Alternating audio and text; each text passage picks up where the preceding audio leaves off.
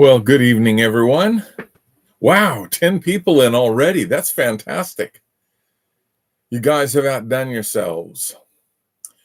It's good to see you all this evening. Let's see who we've got in, if I can figure it out. Yeah, I can see just above the line there. So I can see Alan and Angeline. Good to see you. Linda, Jenny and Sam. Good to have you back from Victoria. Let's see who else. There's Susan and Colin. Good to see you all. Hope Colin's doing better. He was really taking it out of him. Gypsy Lane, good to see you. And there's Karen and Margaret and David. I know they're in here. I can hear them in the other room, so I know they're here. There's Dieter. Good to see you, Dieter. Oh, by the way, I mentioned this last week, but I'll mention it again. We have a new creation moment, which was presented by Dieter on Sunday up on our YouTube page. So after this, you might want to go over to our videos and check it out. You'll see it as, you'll know it's Dieter because it's Dieter on the screen there of the thumbnail. We'll see who else. I can't see everyone because I can only see the top part of the chat. So as the names come up, that's how I see them. And it depends on how much chatting's going on, how quickly I can see them all. But look, I know you're all here. I can tell by the numbers, and that's great. I'm so glad that you've all turned up tonight to continue on in our study of the book of Nahum as we see God's warnings and coming judgment against the city of Nineveh, and in a wider sense, of course, the nation of Assyria. Now, just one thing that I want to correct from last week. I mentioned in the fall of Nineveh that Ashurbanipal was killed. Well, Ashurbanipal had been dead for some time because he was the one who was going against, or Sennacherib, I think I said. He was the one who was going against Israel and Judah, that, as you know, God drove him back home rather than him being able to sack Judah as he had planned. But there was another king, of course, who was around in 612 BC when the nation was taken into captivity. And we'll talk a little bit about him. I'll mention his name just to you now. His name was Sin-Sar Ishkun. Sin-Sar Ishkun. And that was the king of Assyria, and obviously residing in Nineveh at the time. He was the one who was killed in the defeat of the nation there at the hands of the Babylonians and the Medes. So that's just a little going back a little bit. But let's head into our lesson for tonight. And I know uniqueness in the title. I've titled it, "Behold, I am against thee." And of course, these are the words spoken twice by God so far in the book as we've studied through the end of chapter 2, and also here again in chapter 3. Behold, I am against thee. That's never the place to be. You don't want to be the enemy of God. You don't want to be the adversary of God. We ought to find every way we can to be on God's side. And of course, we know that we can work the works of God if we believe on him whom God hath sent, and that is Jesus Christ. So let's look. We're in chapter 3, moving right ahead. This is the last chapter of the book. So we only have one more lesson that we're going to do on this, and then we'll have completed it as a study. And so we're looking tonight at verses 1 through 7, just to bite off as much as we can chew for tonight. I think that'll take us through the 30 to 35 minutes that we want to go.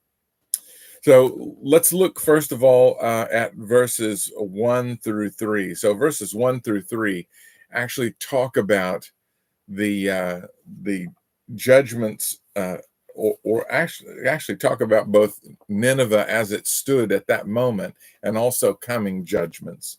So let's look. I'm going to read this from the Bible here, chapter 3 of Nahum, verse 1. Woe to the bloody city! It is all full of lies and robbery. The prey departeth not.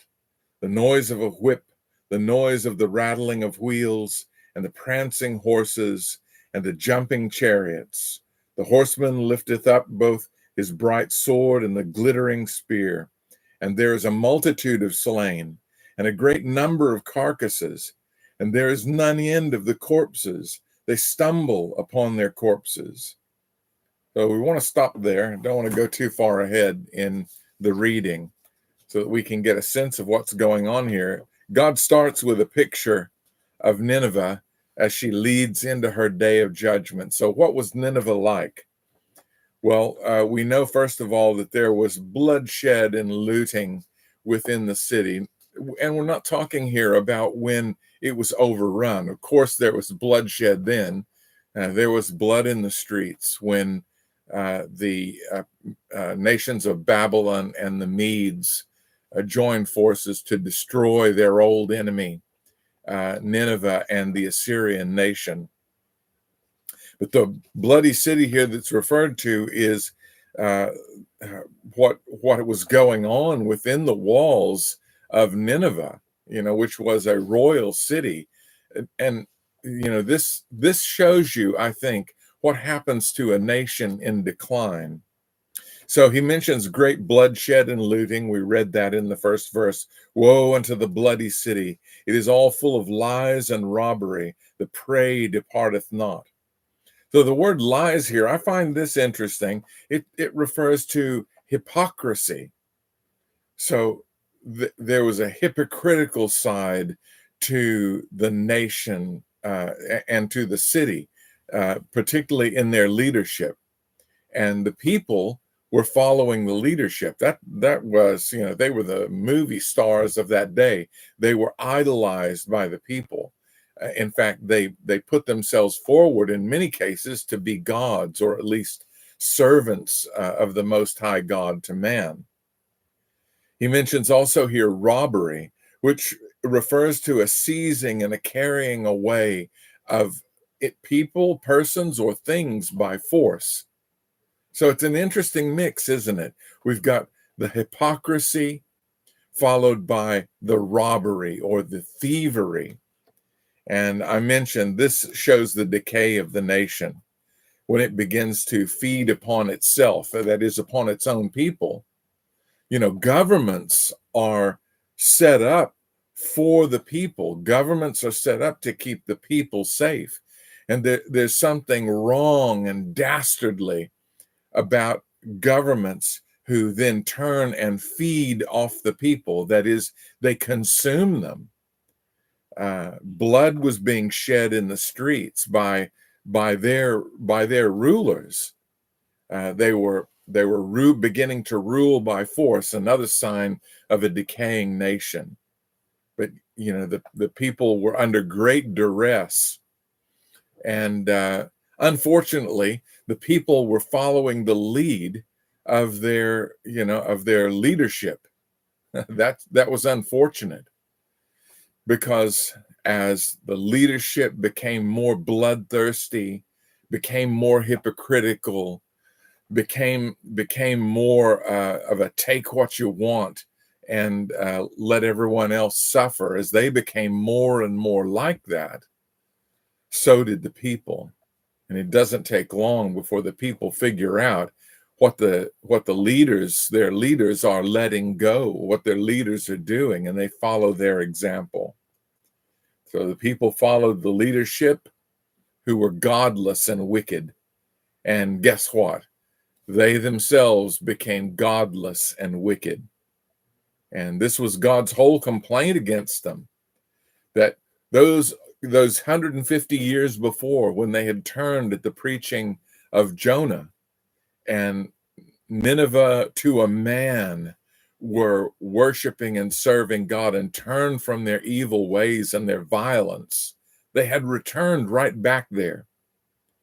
And They were to blame, but so was their leadership to blame. So, of course, this meant that there was going to be coming judgment.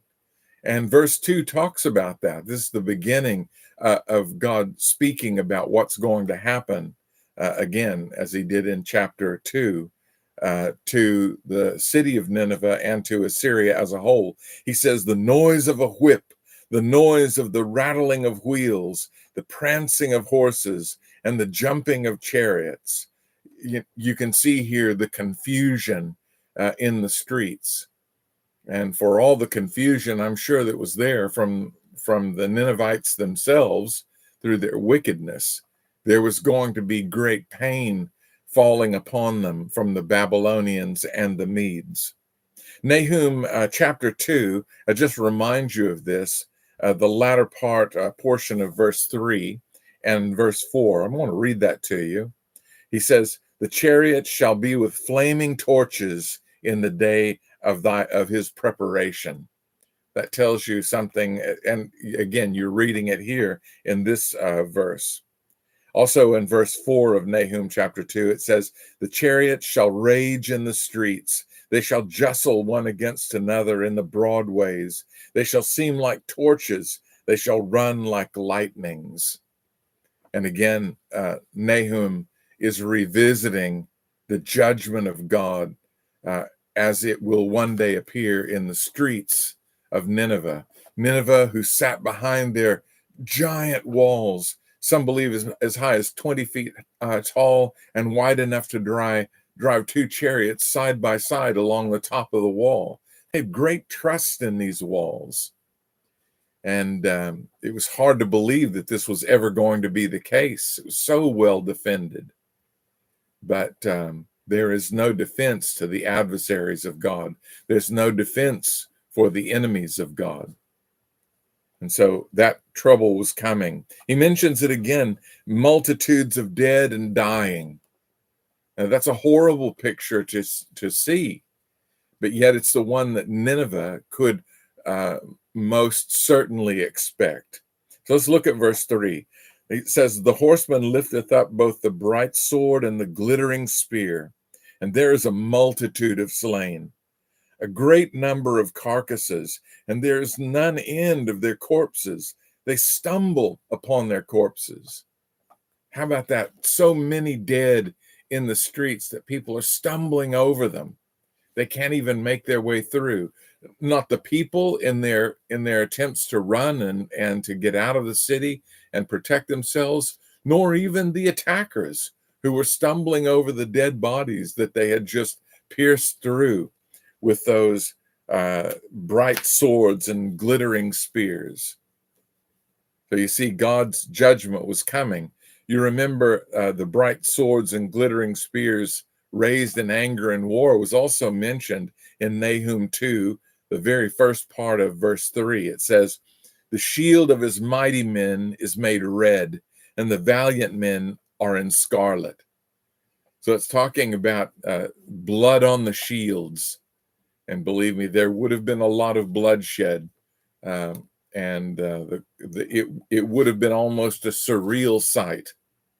You know, we see sites of devastation now where bombs strike areas, cities, and it leaves the rubble that people, crawl out from under, and they have difficulty walking because of all the rubble in the streets. Imagine if it were corpses. Imagine if it were dead bodies. That's what we're talking about here. And it was not far away, maybe 3 or 4 years away from the prophecy of Nahum. It was coming. The swords and the spears, they were already being whetted and readied for war. Of course, is there a chance that this could turn? Certainly, if the nation would turn, but they had already determined that they would be the enemies of God. They turned away from God to the false gods of the land. Which brings us to our next section, which is verse 4. I want to read it on its own. It says, because of the multitude of the whoredoms of the well-favored harlot, the mistress of witchcrafts, that selleth millions through her whoredoms, and families through her witchcrafts. Now, my friends, this is not a picture speaking well of the nation of Assyria, nor of the city of Nineveh.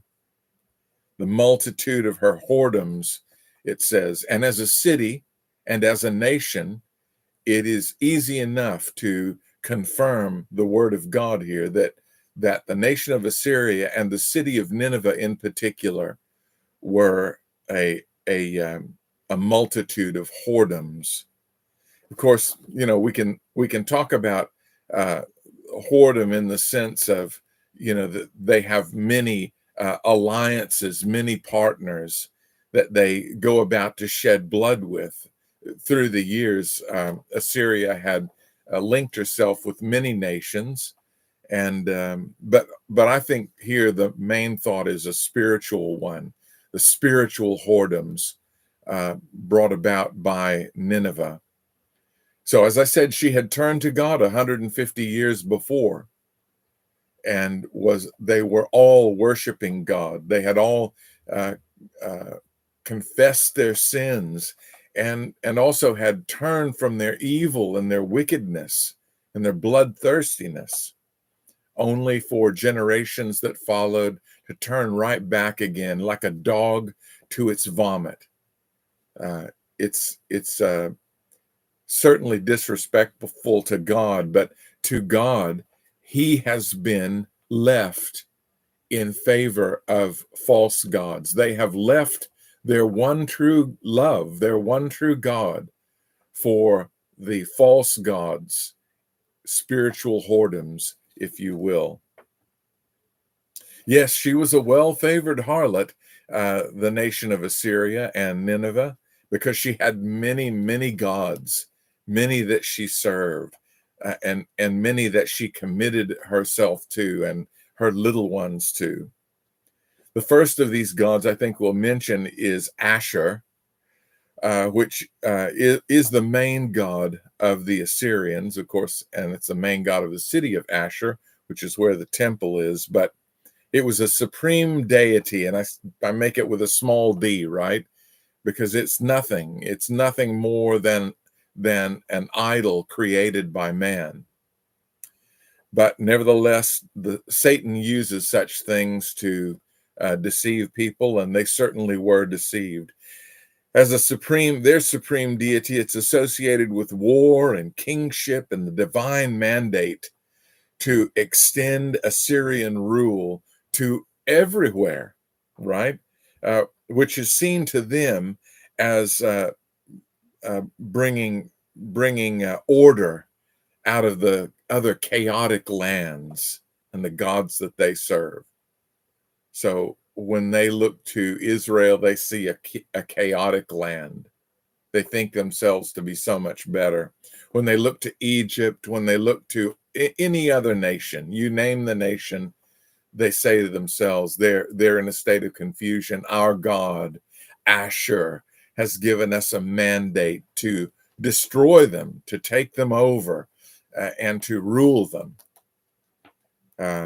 And I'm not going to cover all of their false gods. I don't like giving any kind of credence to these false gods, these creations of men, than I have to do. But I think you need a few of them to see that she was a whore. She was given to many gods. There's also the god Adad, the storm and weather god, associated with power and conquest. First of all, the god of war, which was Asher, and kingship and divine mandate of kings, is of course God, isn't it? In truth, the real, sorry about bumping that screen, the real God of kingship and of war and of the divine right to rule is the one true God of heaven. The Bible says he setteth up and taketh down rulers. So we know that that's him. Adad is the same. Adad, which was their storm and weather god. My friends, it's God who created the world, created the clouds and the patterns that make them, created the oceans and the seas and everything in them. He is the God of the weather. It's not these false gods. Then there's the God which is particularly worshipped by Sinsar Ishkun, the king in Assyria who died in the siege of Nineveh in 612 BC. He's named after this god. So Sin was the moon god and was associated with light, cattle herding, sometimes even justice and the underworld. So, imagine a man calling himself Sin Shar Ishkun. Well, obviously his parents perhaps named him so, but the name itself means sin has established the king. And I know that's kind of ironic for us because the word sin means a transgression. And it is true of Sinsar Ishkun. But the name meaning is referring to the god sin. So you see how far from God the rulers had gotten. It didn't take long. It was probably a generation or two, and they started to drift away from God, back to their false gods. Now, I want you to know they had many, many other gods that I'm not going to name. They very often would conquer a country, would take their god, or would take some of the aspects of that god and add them to their gods, or sometimes even put a new god in their pantheon. They were pantheists. They believed in many gods, but rejected the one true God of heaven. Now, I want to talk about this for just a moment, something that's not just in the day that we're talking about here with Nineveh, but also we see the same things in our day. Assyria, it is said here in our passage of scripture, was a mistress of witchcrafts that selleth nations through her whoredoms and families through her witchcrafts. That word witchcraft, by the way, is a word which when you look at it to get the breakdown of it, it just describes magic. And man, are we not today in our day enamored with magic? And in all of its forms, we love to be entertained by it, whether it's movie magic, the wonders of AI creating scenes that cause us to have awe and wonder, or whether it's just simple AI's capability to make and create things. Well, Assyria was enslaving whole kingdoms, and they would bring them under their power and dominion to be their vassals. And in most cases, they sold families into slavery. They either took them as slaves themselves or they sent them back to their own homes. Remember, this was the offer of Sennacherib through that we read last week. I think it was 2 Kings 17, where he said, we're going to give you a place to live in a land like yours, but in our land. In other words, they were going to take them. And my friends, it was a horrible situation for any nation that was taken over by such a nation as the Assyrians. But that's the way they were. And I mentioned that she's the mistress of witchcrafts. I want to read you a passage. I've looked this one out for you, and I want to read it. It's in chapter 47 of the book of Isaiah. So if you want to read it, Isaiah 47, beginning in verse 7 through the end of the chapter, verse 15. Now, he says, "And thou saidest, I shall be a lady forever, so that thou didst not, so that thou didst not lay thy things to thy heart, neither didst remember the latter end of it." Sounds a lot like Nineveh forsaking God. Therefore, hear now this, thou that art given to pleasures, that dwellest carelessly, that sayest in thine heart, I am none else beside me, and uh, and uh, and shall not sit as a widow, neither shall I know the loss of children. But these two things shall come to thee in a moment, in one day, the loss of thy children and widowhood, and they shall come upon thee in their perfection, for the multitude of thy sorceries, and for thy great abundance of thine enchantments. For thou hast trusted in thy wickedness, thou hast said, None seeth me. Thy wisdom and thy knowledge, it hath perverted thee.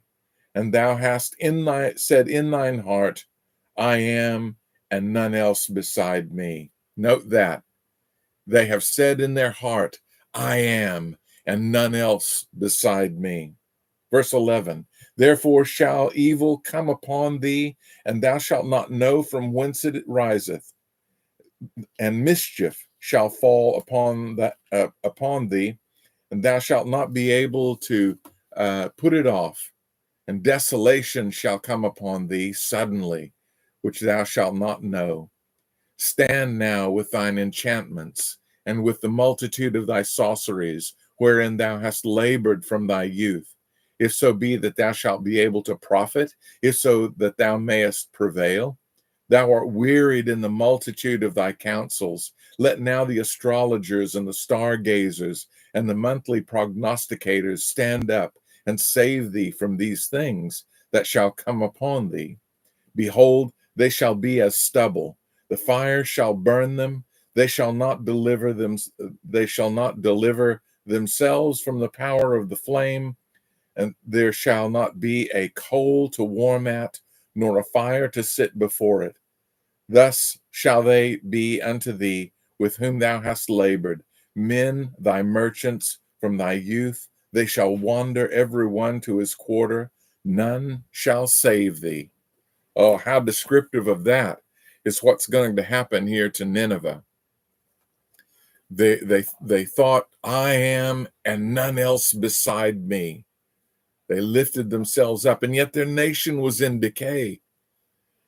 They were consuming themselves by destroying their own people, robbing, killing. It was a horrible place to be.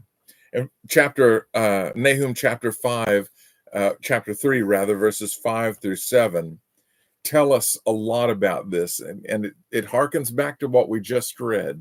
I am, they said. Well, listen to this. Nineveh made God their adversary. Behold, I am against thee, saith the Lord of hosts. In Nahum 2:13, he said, behold, I am against thee, saith the Lord of hosts, and I will burn her chariots in the smoke, and the sword shall devour thy young lions, and I will cut off thy prey from the earth, and the voice of thy messengers shall no more be heard. That was from a previous lesson, Nahum chapter 2, verse 13, and he's reiterating it here in verse 5, first part of it anyway. Behold, I am against thee, saith the Lord of hosts. So the I am is against them. The Lord of hosts pronounces woes upon Nineveh. Now they can look to their God of war, but the Lord of hosts, who is the true God, is about to wage war against them. He says to them in verses 5, the latter half of that through verse 6, he says, I will discover thy skirts upon thy face. That is, I'm going to embarrass you. And he says then, I will show the nations thy nakedness and the kingdoms thy shame. He's going to make them a laughing stock to all the other nations. And the next portion there, I will cast abominable filth upon thee and make thee vile. He's not only going to cause them to laugh, but he's also going to make them vile in front of their enemies by casting dung upon them. And then finally, he says, I will set thee as a gazing stock. So people are going to sit back, look at Nineveh and wonder. And of course, we know how this happens in the destruction. We've seen the foretelling of that destruction in chapter 2, chapter 1, 2, and now in chapter 3. So we know what he means by gazing stock. People are going to stand back with their mouth agape as they see the nation of Nineveh destroyed. That great high wall and wide and strong breached, and all that was within her taken. Corpses in the streets, blood in the streets. So was to be the outcome of the nation of Nineveh, all because she deserted God, walked away from him, and walked into the arms of her false gods, became wicked, and you know, our nations around the world need to be careful. You know, they think to themselves that they're nations, and so they're not responsible to God. Only individuals are responsible to God. Nations are responsible to God as well. Every leader will give account not to their false god, but to the true God of heaven, as to how they ruled, how they dealt with their people. It's a sobering thought. Our government should consider it. How will you answer God? Do you even know what he requires of you? I doubt very seriously you do, because if you did, things would be handled much differently. Finally, I want to look at verse 7. This is our last verse for tonight, just for brevity's sake. And it's a heavy subject, isn't it? But, you know, we need to see these subjects. We need to know every characteristic of our God. God is a God of love. He mentions that in the first part of this book. He's a God of great long-sufferingness. That's also mentioned in the book of Nineveh, the book of Nahum, regarding them. But he's also a God of judgment. He's just. He's righteous and holy. And Nineveh has 150 years of rejecting God, rejecting his calls over and over again to come back to them.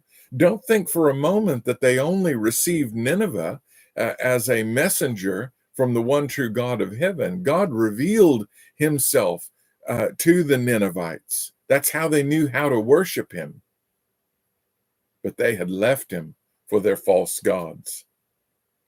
Well, here's a sad picture in verse 7, the picture of Nineveh post-judgment. So now you have to fast forward from perhaps, we're saying it's about 615 BC.